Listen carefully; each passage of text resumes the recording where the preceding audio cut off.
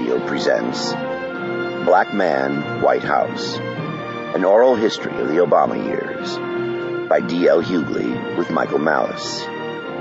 Performed by Keith Szarabajka, Jon Reynolds, Fran Tunno, Cherise Boothe, Dan Woren, P.J. Oakland, Gregory Itzin, Paula J. Parker Martin, Mia Barron, Ron Butler, and James Shippy.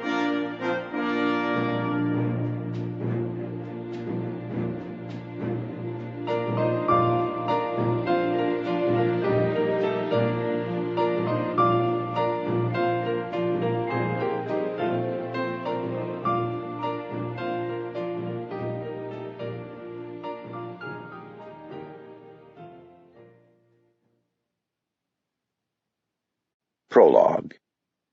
Democratic National Convention, July 27, 2004.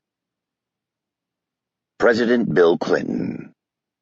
Who the heck is this nigger? That's the thought that kept going through my head. I'm sitting there, watching Barack Obama give his keynote speech, and I'm wondering, who the heck is he? Where did he come from? Hillary Rodham Clinton. It was an honor watching that speech. It was like the culmination of Martin Luther King's dream, which so inspired me as a young girl and throughout my life, and as the proud wife of our first black president. Bill. I've had a very long career in politics. I've seen more political speeches than I can count. And as amazing as watching that speech was for those seeing it on television, and I watched it again on tape just to be sure I wasn't being crazy, it was that much more impressive live. It was almost as good as one of my own speeches.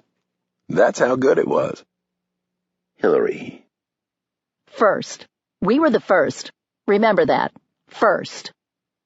Bill. Yes, the South is still very clearly informed by racism, both past and present. Little Rock, site of the legendary battle over desegregation, is in Arkansas. Orville Faubus was our governor only a decade before me.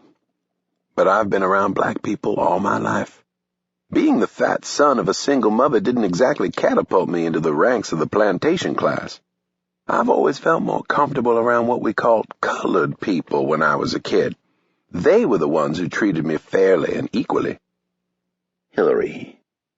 Yeah, me too. Bill.